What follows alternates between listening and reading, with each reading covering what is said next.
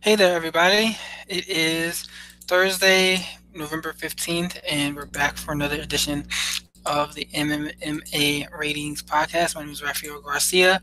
My partner, Schwan, is not in yet. Not sure if he's joining me. Have not heard back from him.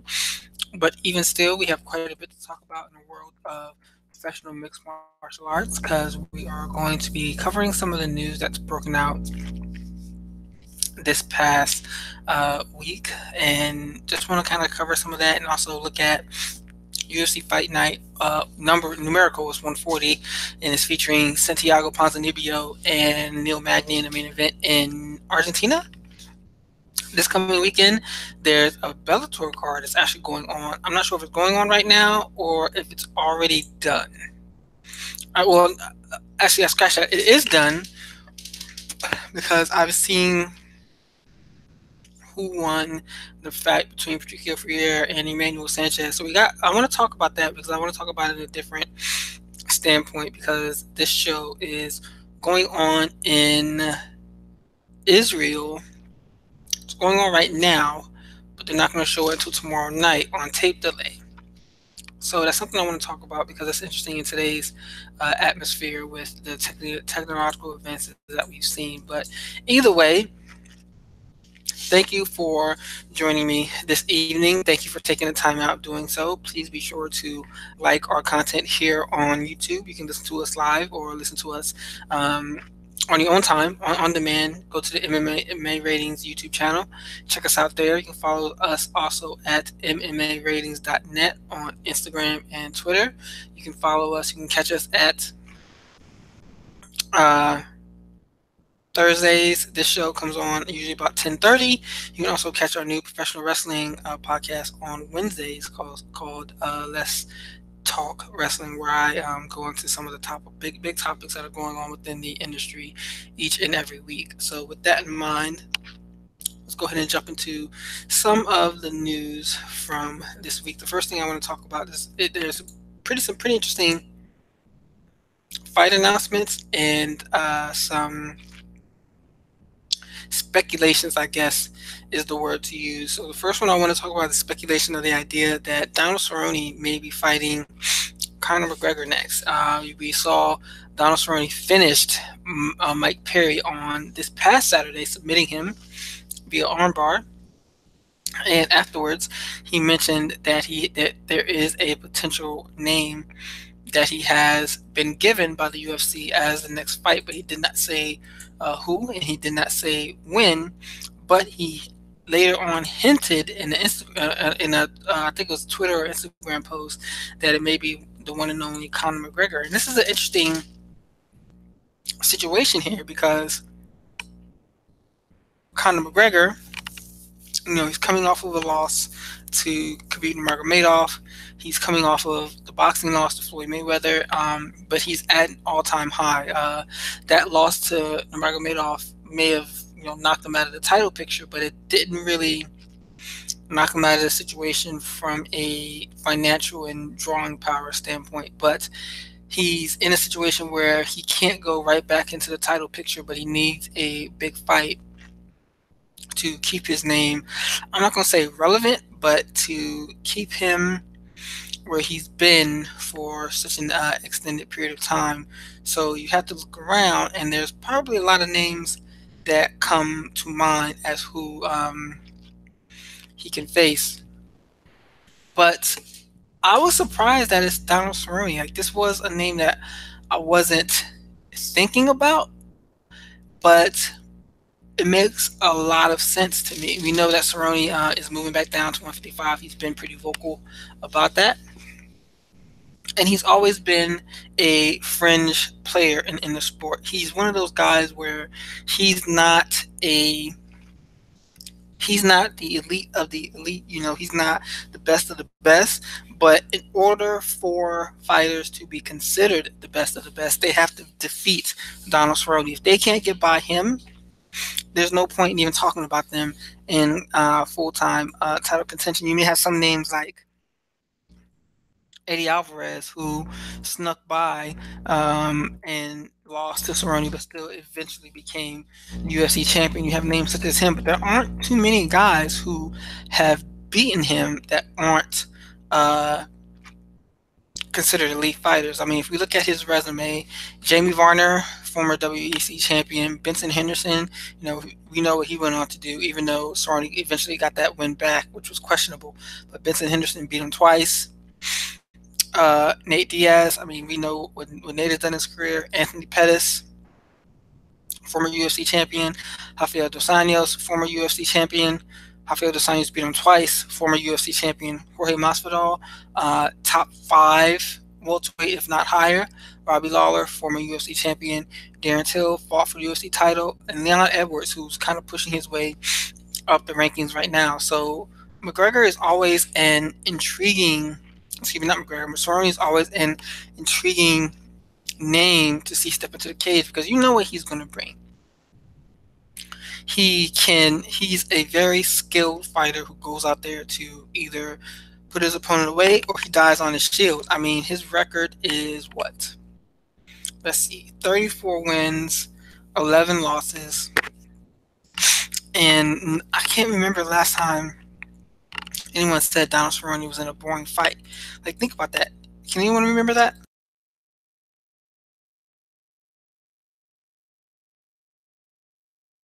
Sorry about that. Had something in my throat. But he's definitely someone that I would love to see crack through to the top. I mean, he may be one of the best guys to never actually win a UFC title. Like names like him, Uriah Faber, and others. Maybe Dan Henderson as well. But that's another conversation for another day. But Cerrone's definitely one of those guys you want to see break through to the top. I mean, he has a record for UFC wins and the record for finishes. And that's pretty amazing there when you look at he's not even a UFC original, so like Cerrone is a consummate Hall of Famer right now, even if he never wins a UFC title. But seeing him put up against McGregor, if that does happen, this is a fight I could definitely get behind. There isn't much that McGregor could say about Cerrone outside of the cage as he does with so many other guys. He says things that trim the line of bigotry and racism when he's fighting guys of minority descent. But Donald Cerrone, he really can't have that much to say about him because he's a guy that the fans love. The fans will get behind just because he's the way he gets out there and fights all the time. So it'll be interesting from a promotional standpoint to see how they talk about this fight and to see how they lead into it, because I think there is some opportunity there. I think it's something that's pretty intriguing from that standpoint. Stylistically, I would lean McGregor to win that fight. Cerrone's taken a lot of damage over his career. He's not quite the same guy he was when he first came into the UFC, and his struggles are well known. I mean, like issues with taking body shots. Like the guys who have beaten him are pretty much, pretty much what they did. I mean, just look at Leon Edwards was laying into his body. Robbie Lawler was. Rafael dos Anjos was both times. Anthony Pettis, Rafael dos Anjos TKO'd him with a body kick. Anthony Pettis did the same thing. So, I mean, so many guys have been able to take advantage of that. But I'm a fan of this fight. I would definitely lean McGregor. I think that's a fight that he would win. I think it would be an action-packed fight, and I think he would win via stoppage. I don't think that is one of those fights that would go to the distance. For McGregor, this is the type of fight that allows him to go out there and do what he does and look like the man who is a 2-division champion. Is it a win that immediately puts him back into the title contention? No, but I could see him go from this fight to maybe facing Nate Diaz again, to finally being back in the title picture, especially if Nurmagomedov is still the champion at the time. But this is the type of fight that I think he needs in his fight. It's timely as well because he is in a situation where he may not get another opportunity immediately in the future. I don't think he has done enough right now to really demand an immediate rematch. He knows that. I mean, he's been very vocal about that he doesn't want to run that back, but he understands if he has to take another fight between now and then. So I am a fan of this fight. If it gets booked, there isn't any word on when or if it's actually true, but it's just kind of recently came up today, and it's something that everyone's been talking about. But it's one of those things where it's like, hey, I didn't know I wanted this, but now that you mentioned it, I want it. Shut up and take my money. So let's hope that this fight gets made in the future, because it's definitely something that I would like to see. There's actually three other rumored matches, and I want to talk about this one with Nick Diaz first, because the other two are linked. But Nick Diaz is being rumored to return to the octagon. Nothing's confirmed as of yet. I'm just seeing a bunch of reports about him fighting Jorge Masvidal at UFC 235, and we know that Masvidal is looking for a fight. He hasn't fought since.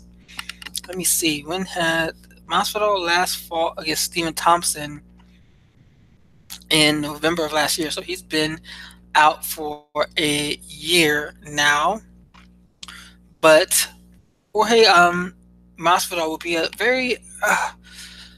he would be a very intriguing fight for Nate. He's someone that would definitely stand up and scrap with them. I don't think we'd have to worry about him trying to take Nick down and winning the fight on points. But this is the type of fight that brings action, and it brings some excitement around it too. I mean, we know fans are always going to ride with Nick Diaz, even though he doesn't have the greatest record. People are going to get behind this guy no matter what, because he is a draw. And Masvidal's been putting on some great fights as of late. So let's see what happens with him as well. I mean, he's another guy, like we were just talking about Cerrone, where he hasn't done enough to break through to the upper echelon, but he is someone that if you can't beat Jorge Masvidal, you have no need to even be in a conversation around the belt or around number one contendership. So I am again. This is another fight I'm behind. I'm a fan of this idea as well too. So I could see this fight happening. UFC 235 is scheduled for March 2nd. Nothing's been announced for that card. This is back in Nevada. I would definitely this isn't a main event. Like let's not have that conversation. I don't think that this fight is a main event. It's definitely a fight that could help carry that card. It's definitely a main card fight, but it's not a main event. So that's neither here nor there. But this is a fight that I'm interested in. It's another one of those fights where it's like, hey, I didn't ask for this fight. See it, I would definitely sit down and watch it. So that's one of the bouts that were announced today. The other two are linked, because the first one we have is TJ Dillashaw and Henry Cejudo being rumored for UFC 232. Let me see. Because I don't think that one's been officially announced either. Quick.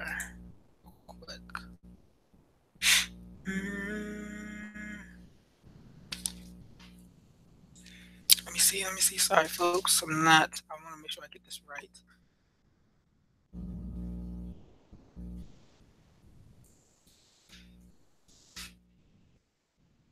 Give me 1 second while I look this up.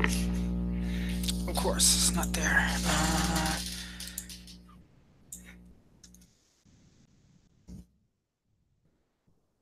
All right, according to this here, I don't see if the fight's been initially announced, but he's supposed to be facing Henry Cejudo. I think it's UFC 232 or UFC 233.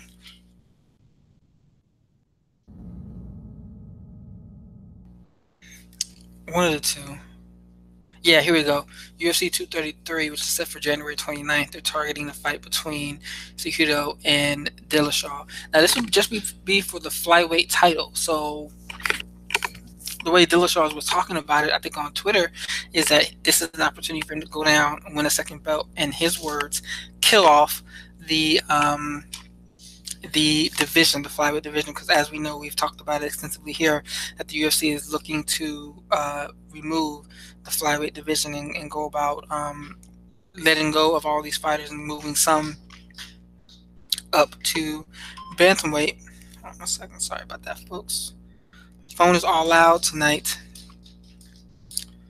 Sorry about that, folks. But I think so. There's quite a bit to talk about here because first, we have this fight to break down. Do I think it's the right fight to make? Yes. I still wanted to see DJ get his rematch. I'm concerned because it's for the flyweight title. We've never seen TJ make that weight. We don't know.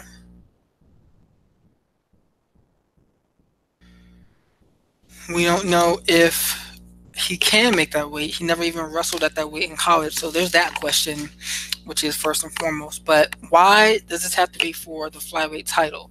Because what happens if Henry wins? Does that mean he's the number one contender for the bantamweight title? Does that mean that he gets both belts? Does that mean he's staying at 125 and he's defending that title when they've already begun releasing fighters at 125? So what does that really mean for that division? Do they just fold that belt away? Do they just fold it and give it away? Excuse me, take it away and just make him the bantamweight title champion as well if he defeats TJ? So there's so many different questions there, but it's unfortunate because I just don't think I find it upsetting that they've had to let a whole division worth of men go because of that being a group that they couldn't promote and couldn't get to the limelight status. It's unfortunate, but it is what it is at this point in time. There's nothing that's going to be happening about it. It's interesting seeing a lot of fighters still talking about it because it seems across the board that there's a lot of anger about it. A lot of fighters feel like they've been sold out. They feel like Henry and TJ are looking out for themselves and doing what's in their best interest, which they are.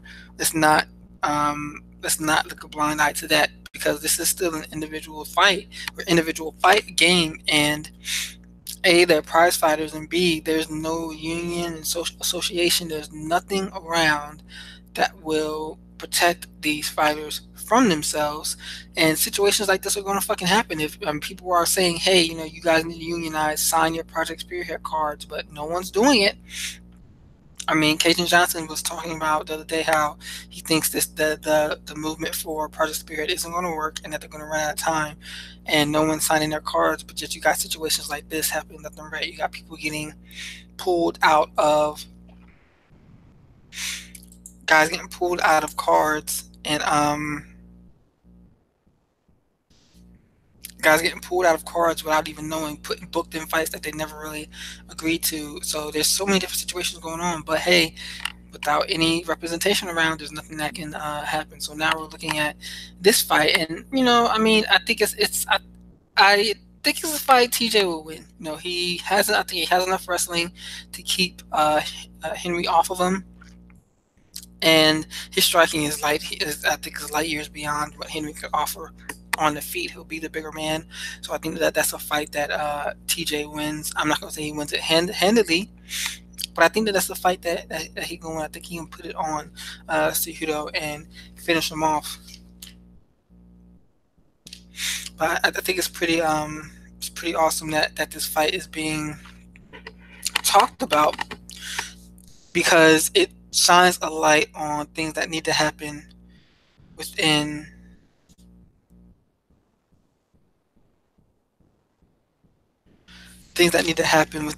the mixed martial arts community. So that's something that I definitely look forward to talking about if this fight officially gets booked, because there needs to be a conversation on how it came to play and the impact that it's had within the organization and on these fighters.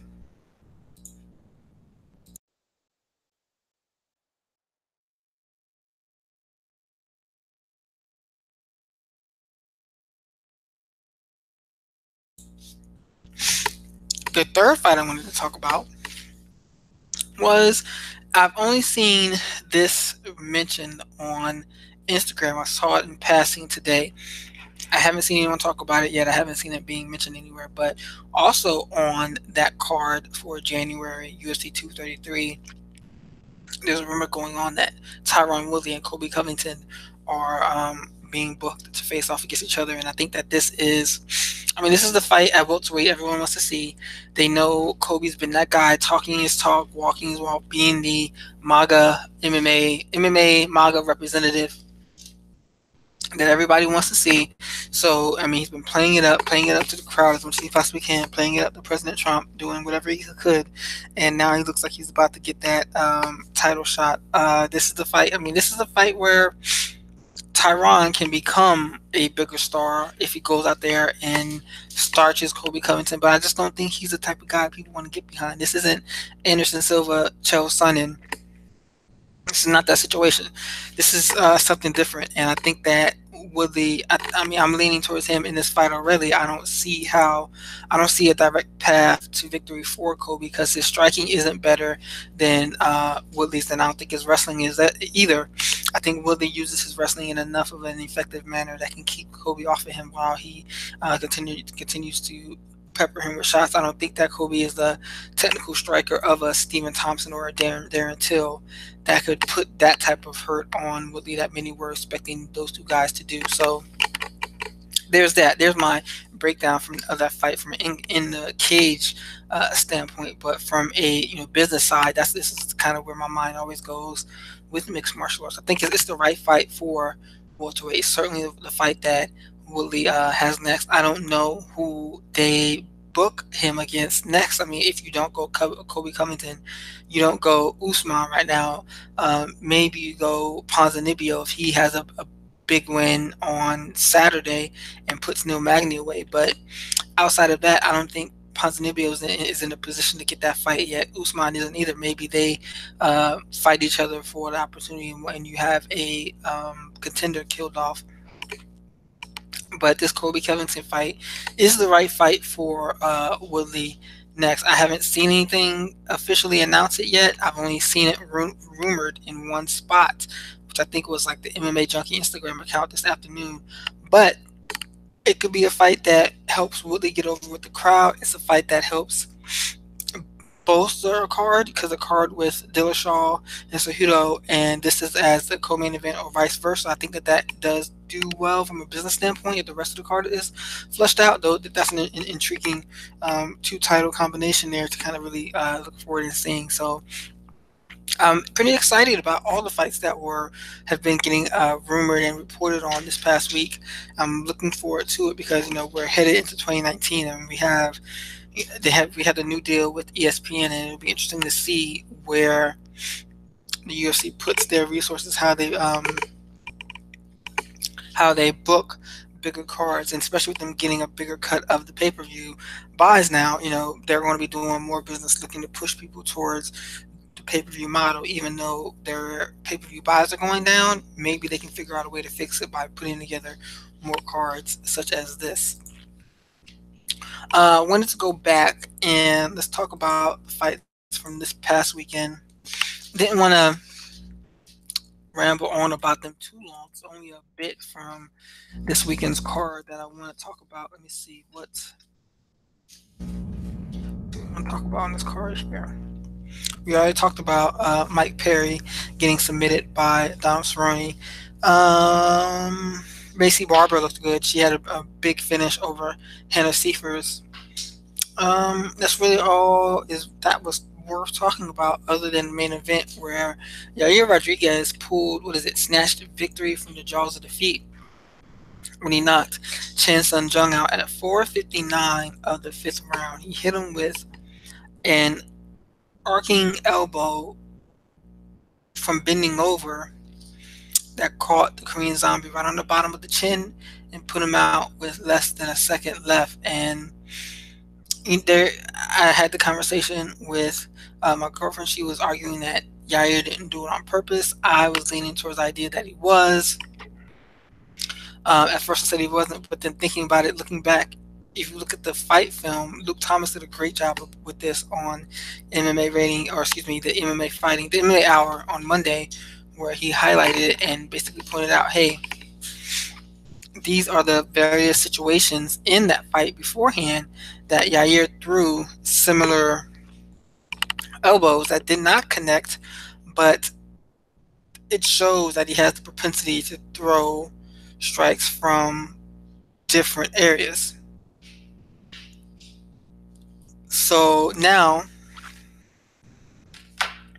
we have probably one of the most spectacular knockouts in UFC history. Definitely the knockout of the year across MMA. There's no way that anyone else can kind of compare with that. Uh, some people were talking about, how does it compare to the Showtime kick? And it's funny because it's almost like, man,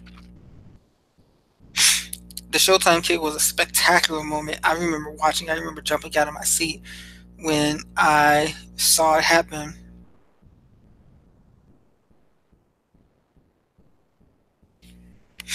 And this moment here, it definitely made people jump out of their seat. Like, good, because it came at a moment when the Korean Zombie was winning the fight. He was definitely up on the cards. The cards have been distributed since then. He was definitely winning the fight, and if had it gone to the final bell, he would have got his hand raised. And then there's just the fact that both guys were still being aggressive at that point in the fight. I mean, they were going at it. This is a great fight from start to finish. If you have an opportunity to go back and watch it, I suggest that you do. They won the performance of the Yair Rodriguez won the performance of the night, and they both won the fight of the night bonus because they deserved it. And this is a big moment for Rodriguez because we're talking about a guy who got crushed by Frankie Edgar. He was a hot prospect, goes out there and starts his BJ Penn, gets crushed by Frankie Edgar, gets cut for the promotion because he tweets out the terms fake news when responding to Dana White about a fight that was either booked or not booked, whatever the situation was. But he gets basically cut. And now we got this matter here where he's brought back in and steps in to take this fight, replacing Frankie Edgar last minute. And I mean, now that I sit back and look at it, I think that this fight would have been better. This fight is better than what the Frankie Edgar fight probably would have been. But either way, now we have Rodriguez looking like, hey, he looks like he's right back into that prospect category again. As I've always said, the UFC is trying to find Mexican fighters that they can build around. And this guy, he's shown his ability to get the job done and be a guy who can become a star. So let's see what's next for him. Do they put him up against what's his name? Zabit Magomed Sharapov? Do they put him up against him? Maybe. He's still calling for that fight. Zabit is, and those East Coast guys are still talking their talk. So maybe that is the fight that they make next, and we'll see what happens from there. But I'm all in with Yair. I'm all in with him getting a big fight next, maybe 2 fights away from title contention. I think it's a pretty big opportunity for him to be in this situation right now, and I'm looking forward to seeing what's next for him. It was a big win on Saturday, and it was a great night, great way to close out the night. He has a highlight reel that'll follow him around for the rest of his career.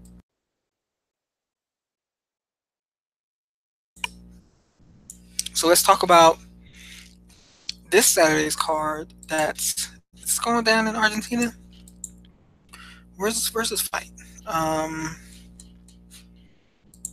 Hold on 1 second, folks. Let me look.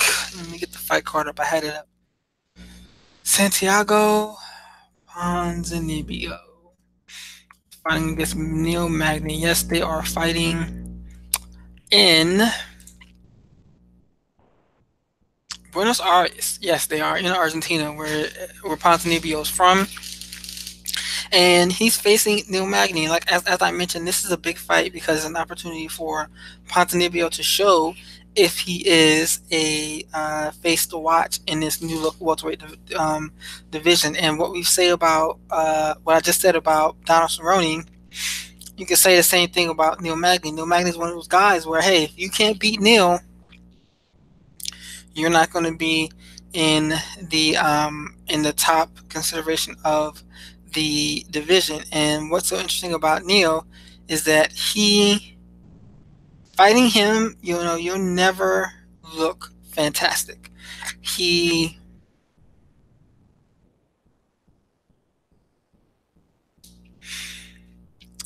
he fights in a way that, I mean, he fights in a very effective way. I'm trying to think of a old school dude to kind of compare it to.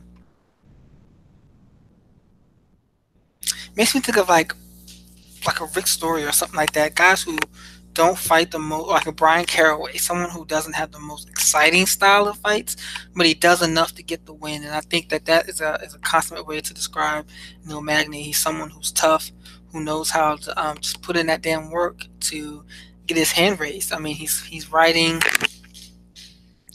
Let me see. I think he's won 4 fights in a row, or 9 in his last 10. Oh no, he's not. He's riding a 2 fight win streak. I mean, he again, like I said, if you're not elite, you can't beat him. Raphael dos Anjos beat him. Lorenz Larkin beat him, and then left the UFC. Damian Maia, multiple time title contender, and then that was kind of when Magny turned it around. So let's see what this guy does here. But against Ponzinibbio, it's a very tough challenge in that, because Ponzinibbio is just a guy who's like a wrecking machine. I mean, 26 wins, 14 by knockout, 6 by submission. He's riding a 1, 2, 3, 4, 5, a 6-fight win streak, with 3 of those fights coming to a close via knockout. The last time he lost was also to Lorenz Larkin. So that tells you a lot about Larkin and where he was when he left the UFC, and how far he's fallen since. But that's neither here nor there. I think that this is an important fight for both men, because let me see what they're ranked. Let's see. We're both Lorenz Larkin, we're both Neil Magny and Santiago Ponzinibbio are ranked. And if you haven't looked at the new UFC rankings website, it looks fucking fantastic. It's pretty awesome. But let's see. Magny's ranked 8. Ponzinibbio is ranked 10. So there's definitely some room to move. Let's see what kind of happens next. We got Robbie Lawler facing Ben Askren next. Raphael dos Anjos, I don't think he has a fight booked. Darren Till doesn't have a fight booked. Colby Covington's probably fighting Tyron Woodley. Kamaru Usman is just coming off a win. Damian Maia doesn't have anything booked. And then you have these guys. Jorge Masvidal is supposed to be facing it off against Nick Diaz. So it's an opportunity for him to move up. He can move into the top 5 if he gets a big win here. And some other guys get shifted around, which I wouldn't be surprised to see. So there's definitely an opportunity there for this to happen.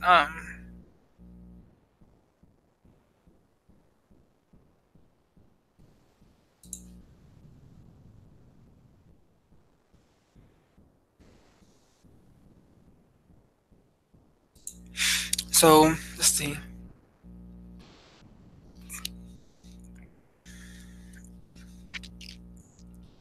I think this is a tough fight to kind of call. I think I'm right now. I'm leaning more towards Ponzinibbio to take this fight. I think that, like I said, Magny is more of a I don't want to use the term gatekeeper. That may not be the right term to use when talking about him. It's not the right term to use. Not maybe. It's not the right term to use. I can't think of the term to use when talking about Neil Magny, but he's definitely someone who he's a pathway to the stars. I don't know, fight to the stars, whatever you want to call it. But you have to beat him, and you have to be able to do so convincingly if you're going to be a contender at 170 pounds. And now's the time for Ponzinibbio to prove that he can do so. And it's also an opportunity for Ponzinibbio to become a big star. The Latino market is a big space for mixed martial arts, or combat sports, and UFC is still trying to break into that market. You see, Combat Americas is doing great business in Mexico and with the Latino market. So it's time for the UFC. The UFC has been frequently trying to build stars up to leverage that space, and they've never been able to get it done. So he was originally supposed to headline a fight in Chile against I don't even remember who that fight was against. It's on the tip of my tongue, but he was pulled out of that, and now he has this fight booked in Argentina, where he's from, so it's even better. So I hope that there's a big following there. I hope that it sells out, and there's definitely a big turnout to support him that night. And let's see what kind of kicks off from there. But I think this is a huge opportunity for him, because the UFC is looking to find someone that can that they can leverage in that market. He speaks English, Spanish, and Portuguese, so he's got the big three down. If he messes around and learns how to speak Japanese too, then he's set. But Ponzinibbio is someone that can become a star. He has the look, he has the fighting style. He goes out there, he knocks guys out, puts them away. So I think that this is his moment to do something special, and I'm doing special in air quotes because he could mess it up, and this, he'll figure out, find out the hard way that opportunities come few and far between within the UFC. But I think that this is an important fight for him, and I think that he can kind of solidify his position there. What else do we have that's important on this card?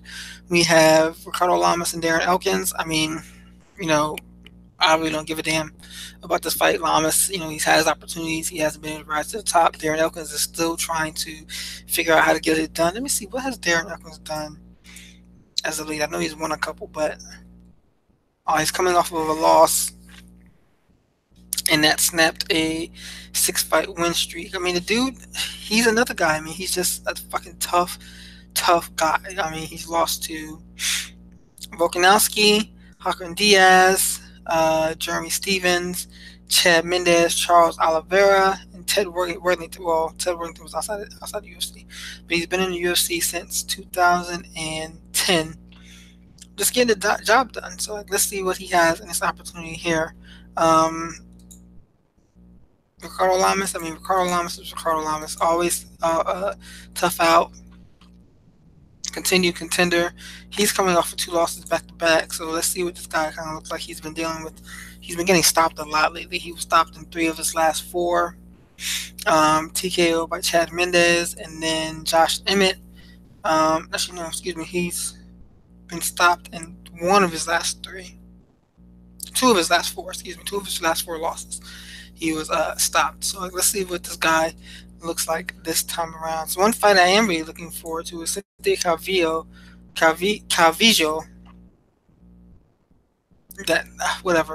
against Poliana Botelho. This is an important fight.